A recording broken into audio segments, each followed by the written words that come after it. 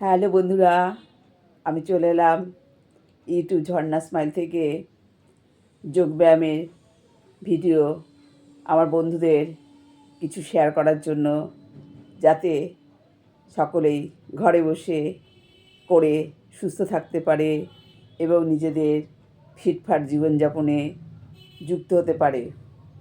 সেরকমই কিছু এক্সারসাইজ আজকে আমি দেখাবো এবং তার সম্বন্ধে কিছু বলবো। প্রথমে বলবো, করব, তারপরে আবার বলবো। এভাবে বলা এবং করা দুটো একসঙ্গে করলে মনের স্থিরতা ধীরে ধীরে আসবে। একঘেয়েমি বলে যাব, একঘেয়েমি করে যাব, সেটা অনেকের কাছে বিরক্তিকর হতে পারে। সেই জন্য প্রথমেই বলছি, যেটা সেটা হচ্ছে মুদ্রায় বসার ব্যাপার আছে, মুদ্রায় তো বসবই। তারপরে ব্লিডিং নেওয়ার ব্যাপার আছে, সেটা তো নেবই। তারপরে পা ছড়িয়ে বসে কিছু লাইট এক্সারসাইজ করব। তারপরে মেন এক্সারসাইজে যাব। আজকে মেন এক্সারসাইজের মধ্যে এখন যেটা দেখাবো সেটা হচ্ছে একদম কাঁধ থেকে হাঁটু, কোমর, বিশেষ করে সাইড মাসলগুলো, এরকম আমাদের সাইড মাসল যেগুলো আছে, সাইড মাসলগুলো যাদের কমানোর ইচ্ছা, তারা অনেকেই ব্যতিব্যস্ত হয়েছে। কেননা ঠান্ডা চলে যাচ্ছে, এখন গরমে একটু ওপেন হালকা ড্রেস ট্রেস পরতে হবে। তার জন্য নিজেদের ফ্যাট মাসলকে কিছু কিছুভাবে যদি যোগার সাহায্যে, এক্সারসাইজের সাহায্যে কমানো যায়, তার জন্য সকলেই সচেষ্ট হচ্ছে। অনেকে আমাকে বলছে, সেই হিসাবে আমি একটু চেষ্টা করব তারা যেন যুক্ত হয়ে সেগুলো দেখে এবং করে। এতে খাওয়ার বিশেষ কোনো রেস্ট্রিকশান নেই, হালকা খাবার খেয়ে করতে পারে। তবে ভরা পেটে কোনো এক্সারসাইজই করা সঠিক নয়, হালকা খাওয়া দাওয়া করতে হবে, করে এটাকে করা যাবে। এর সঙ্গে যাদের ব্যাক সাইডে হিপ মাসল বেশি আছে, যারা বিভিন্ন একটু স্কিন টাইট জিনিস পরতে পছন্দ করে বা কমফোর্ট মনে করে, যারা অফিস গোয়িং মহিলা আছে, বা যে কোনো ছোটো বাচ্চা থেকে, এখন বয়সের কোনো ব্যাপার নেই, যে যেটা পরে কমফোর্ট সে সেটাই পরতে পারে। আর গরম এসে গেছে, নিজেদের একটু হালকা পোশাকেই ব্যবস্থা করতে হবে। তাই জন্য অনেকেই একটু নিজের শরীরটাকে হালকা করতে চায়। সেই হিসাবে কিছু কিছু এক্সারসাইজ আছে যেগুলো করলে অনেকটাই হালকা হওয়া যায়। তার মধ্যে ডায়েটের ব্যাপারও আছে, তার মধ্যে জেনেটিক প্রবলেমও আছে। সকলেই যে করলেই একদম সহজে ঝরে যাবে তা না। জেনেটিক অনুযায়ী কারো কারো ফ্যামিলিতে এমন কিছু মানে শারীরিক আছে, ওয়েট ওভারওয়েট, যাদের বিশেষ কিছু করলেই যে একদম সঠিক হবে তা না, রেগুলার ধরে রাখতে হবে। তবে হ্যাঁ, শরীরটা নিজের আয়ত্তে রাখতে হবে। যার যেরকম চেষ্টা তো করতে হবে, না হলে তার জন্য মন খারাপ করে লাভ নেই। নিজেকে নিজের কাছে সঠিকভাবে প্রেজেন্ট করার জন্য নিজের মনকেই আগে ঠিক করতে হবে। তারপরে তো স্বাস্থ্য হলে তো ভালো, না হলে আর কি করার আছে। চেষ্টা অবশ্যই করব। ভেতর থেকে যদি সুস্থ থাকি, মন যদি আমার সুস্থ থাকে, তাহলে চেহারাটা, বাহ্যিক চেহারাটাই একদম যে মনকে খারাপ করে দেবে, চেহারাকে নষ্ট করে দেবে তা না। তবে খাওয়া দাওয়ার রেস্ট্রিকশন তো থাকতেই হবে। আবার এমন কিছু ডায়েট করতে হবে না যাতে শরীরের অন্যান্য সমস্যাও দেখা দেয়, সেটাও একটা ব্যাপার রয়েছে। সেই জন্য শারীরিক সমস্যা বুঝে ডায়েট করতে হবে। তবে এক্সারসাইজটা করে যেতে পারলে নিজের ভেতরেও ফিট থাকবে। যতটা ঝরবে ঝরবে, তার মধ্যে ফিট থাকবে। সেটা নিজেকেই নিজের বুঝতে পারবে যে আমি তো চেষ্টা করছি, হচ্ছে না, কিন্তু আমি যোগা করছি, হচ্ছে না। ওরকম করে কোনো কিছুর ওপরই দোষ দেওয়া যায় না। নিজের দোষটা আগে দেখতে হবে, সঠিক করছি কি না, রেগুলার দুবেলা করছি কি না, 1 ঘন্টা করে করছি কি না। যদি ভালো কিছু আশা করা যায়, তাহলে নিজেকেও ভালো হার্ডওয়ার্ক করতে হবে। হার্ডওয়ার্ক ছেড়ে অথচ আমি নাম করছি করছি কিন্তু হচ্ছে না, সেরকম কিছু দোষ দেওয়া আমার মনে হয় ঠিক না। আমি যে সব কিছু পেরে করে ফেলি, আমি যে সব দিকে ফিট, সেটা কিন্তু নিজেও না। কিন্তু চেষ্টা করি আমি কেন খারাপ হলে সবাই খারাপ হবে, করুক সবাই, ভালো যদি হয় তো ভালো। সবার সময় সমান হয় না, সবার শারীরিক সমস্যা সমান হয় না, ব্যতিক্রমী তো থাকবেই। তাহলে কি আমি যদি ঠিকঠাক না থাকি তাহলে অন্যরা ঠিক থাকবে না, সেটা হয় না। যদি কেউ করে ঠিক থাকতে পারে তো খুবই ভালো, সেটা আমার ভালো লাগবে, সেই হিসাবেই এই চ্যানেলে চলে আসা। ঠিক আছে, তাহলে প্রথমে আমি একটু নর্মাল ব্রিদিং করে নিই, যেটা নাক দিয়ে করে মুখ দিয়েও ছাড়া যায়, নাক দিয়ে করে নাক দিয়েও ছাড়া যায়, নাক দিয়ে করে কিছুক্ষণ ভেতরে রেখে ধীরে ধীরে সেটাকে ছাড়বো।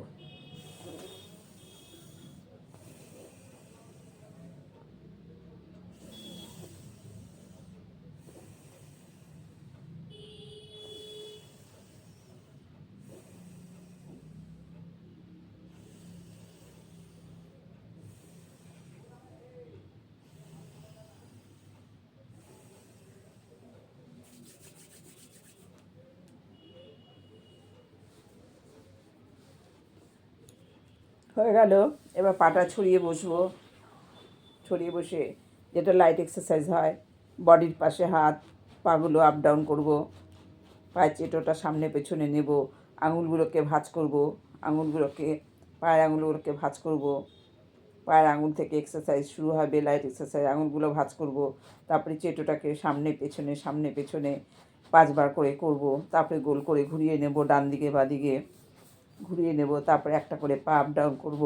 এগুলো রেগুলার এক্সারসাইজ, যেগুলো লাইট এক্সারসাইজ, এগুলোর জন্য বিশেষ খাওয়া দাওয়ার প্রয়োজন হয় না, বসে থেকেও করা যায়। এবার যেটা হচ্ছে, পুরো কাঁধ থেকে হাত থেকে শুরু হবে, এই সাইড ফ্যাট থেকে শুরু হবে, এবং হিপ জয়েন্ট মানে না, হিপে যাদের একটু ভারী বেশি তাদের জন্য এটা খুব উপকারী একটা এক্সারসাইজ। প্রথমে হাতটা আমার হিপের পেছন দিকে চলে যাবে, একটা হাত হিপের পেছন দিকে চলে যাবে, আরেকটা হাত আমার, যে হাতটা পেছন দিকে, দেখি কতটা দেখাতে পাচ্ছি, একটা হাত আমার হিপের পেছন দিকে চলে যাবে, হিপের এই সোজা হাতটা হিপের ওপর চলে যাবে, আমি এই হাতটা নিচে রেখে দিলাম। আর একটা হাত এসে আমি ঘুরে এসে ওই হাতের চেটের ওপরে এই হাতটা রাখবো। এরকম করে একবার এটা এবার এভাবে 25 বার রেগুলার করতে হবে, মিনিমাম 25 বার করতে হবে। তারপরে তো বেশি যারা করতে পারবে খুবই ভালো। চলে আসলো এখানে, তাহলে আমি এখন পাগুলো আমার সোজা রইলো, আরেকটা হাত আমার ঘুরে এই হাতে আসবে, এই হাতের উপরে রাখার চেষ্টা করব। যার যতটা যায়, বডিটা যতটা মুভ হবে, এখানে যতটা টান পড়বে, এবং পেছনে ব্যাক সাইডে হিপের ওপরও একটা চাপ সৃষ্টি হবে। একটু প্রথমে ধীরে ধীরে করতে হবে, তারপরে একটু তাড়াতাড়ি করার চেষ্টা করতে হবে। 1 2 3 4 5 6 7 8 9 10 11 12 13 14 15 16 17 18 19 20 21 22 23 24 25 25 পর্যন্ত হয়ে গেল। বডিটা এরকম একটা হাতের উপরে আরেকটা হাত চলে আসলো, এরকম করে মিনিমাম 25 আর 50 পর্যন্ত মোটামুটি করবে। আর বেশি করতে খুব ভালো, বেশি করতে পারলে তো খুবই ভালো। এখানে যেরকম চাপ সৃষ্টি হলো, আমাদের হিপেও চাপ সৃষ্টি হলো, এটা রেগুলার 2বার করে করতে হবে। তারপর যেটা করতে হবে, এভাবে এনে হাতটাকে এখানে লাগানোর চেষ্টা করতে হবে, এখানে লাগিয়েও আমাকে 50 পর্যন্ত রাখতে হবে। যদি 50 পর্যন্ত না রাখো, প্রথম 50 পর্যন্ত না রাখলে 10 পর্যন্ত রাখো, তারপরে ধীরে ধীরে রাখবে। কিন্তু রাখার থেকে এটা সকলের জন্যই মোটামুটি।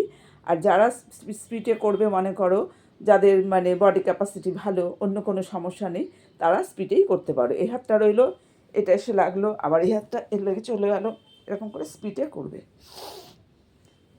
শ্বাসের সঙ্গে করবে। আগে আসলো নিচে, এবার আসলো ওপরে, কেননা এসব জায়গাও থাকে ফ্যাট, এগুলো ঝরাতে হবে। লাংস, শ্বাসের কাজ করা হচ্ছে, লাংসেরও কাজ হচ্ছে, হার্টেরও কাজ হচ্ছে, ব্লাড সার্কুলেশন ঠিক আছে। পা ছড়িয়ে বসে এটা করব। দাঁড়িয়েও এগুলো করা যায়, কিন্তু দাঁড়িয়ে তো সবার পক্ষে সম্ভব হয় না, তাই বসেই অল্প জায়গার মধ্যে বসেই দেখানো হচ্ছে। দাঁড়িয়ে এগুলো করা যায় বলতে এটা করা যায় দাঁড়িয়ে, কিন্তু হাতের যেটা করা হলো সেটা তো হাত একটা এক জায়গায় স্টে করে রাখতে হবে হাতটাকে, যার জন্য এটা বসেই করতে হবে। আর এগুলো আমরা দাঁড়িয়েও করতে পারি, শ্বাসের সঙ্গে দাঁড়িয়েও করতে পারি। এপাশে মাথার উপর দিয়ে কাঁধটা যে এপাশে লাগছে, আবার এপাশে যে এপাশে লাগছে, ধীরে ধীরেও করা যায়। যাদের ঝরানোর ইচ্ছে তারা একটু তাড়াতাড়ি স্পিডে করবে, যতবার করবে একটু স্পিডে করার চেষ্টা করবে। আর বয়স্ক যারা পারবে না, যাদের হাতে ব্যথা আছে, তাদের জন্য তো আলাদা ব্যাপার, তারা একটু ধীরে ধীরে করবে, কিন্তু হাতের যে কোনো সমস্যা সমাধান হয়ে যাবে। ব্লাড সার্কুলেশন তো ঠিক হচ্ছে, লাংসেরও কাজ হচ্ছে একসঙ্গে, পুরো বডি একটা চাপ পড়ছে, বডিতে একটা চাপ পড়ছে, কোমরেও চাপ পড়ছে। এ হাত দিয়ে হাত লাগলো, এ হাত দিয়ে হাত লাগলো, এভাবে হয়ে গেল। এবার একটু সাইড দুপাশ হয়ে গেল। এবার একটু ব্যালেন্স রেখে, যেহেতু যোগা শেষ করতে হয়, ব্যালেন্স রেখে হয়ে গেল, এপাশে এপাশে হয়ে গেল ব্যালেন্স রেখে। এবার আমার হাতটা লাগাবো উপরে, পেছন দিকে চলে যাবো, পায়ে হাতটা লাগাবো, পেছন দিকে চলে যাবো, পায়ে হাতটা লাগাবো, শ্বাসের সঙ্গে পায়ে লাগাবো। এতে কি হচ্ছে, আমার নিচে লোয়ার অ্যাবডোমেনটাও চাপ পড়ছে। খুব জোরে জোরে শ্বাস নেবো আর ছাড়বো। ব্যাক সাইডেও যেতে হবে, আবার সামনে ঝুঁকতে হবে। ব্যাক সাইডে যাদের কোমরে ব্যথা, এটা আবার একদম নিচু করেও কপালটাকে নিচে লাগানো যায়, পশ্চিম মুদ্রাসন বলা হয়, কপালটাকে নিচে লাগানো যায়। কিন্তু যাদের কোমরে ব্যথা থাকে তাদের জন্য সব কিছু তো দেখে করতে হবে, তাই জন্য পুরো কোমরটাকে কপালটাকে নিচে লাগানো হবে না, মাথাটা থাকবে শুধু হাতের কাজ। পুরো সরে যাব পেছন দিকে যতটা পারবো, আবার সামনে আসবো, শ্বাসের সঙ্গে করবো, আবার সামনে আসবো।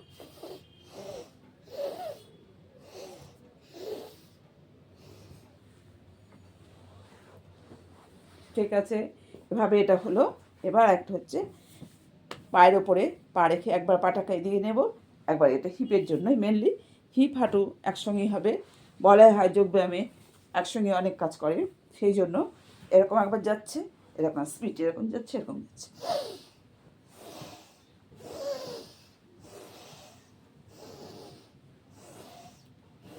স্পিডে করতে হবে, হিপের ওপর চাপ পড়ছে, এবং পায়ের আঙুল থেকে শুরু করে হাঁটু থেকে শুরু করে চাপ পড়ছে, আর হাতটা পেছনে বডিটাকে ধরে রাখছে। প্রত্যেকবারই নিচে লাগাতে হবে, এখানে যেমন নিচে লাগাতে হবে, এপাশে নিয়েও নিচে লাগাতে হবে, এপাশে নিয়েও নিচে লাগাতে হবে, এপাশে নিয়েও নিচে লাগাতে হবে। এতে একটু কোমরও সরু হবে, কোমরের দিকটাও সরু হবে, হিপ মাসেলও কমে যাবে। প্রত্যেকবার নিচে টাচ করতে হবে, এরকম টাচ করতে হবে। এটা শুয়েও করা যায়, বসেও করা যায়।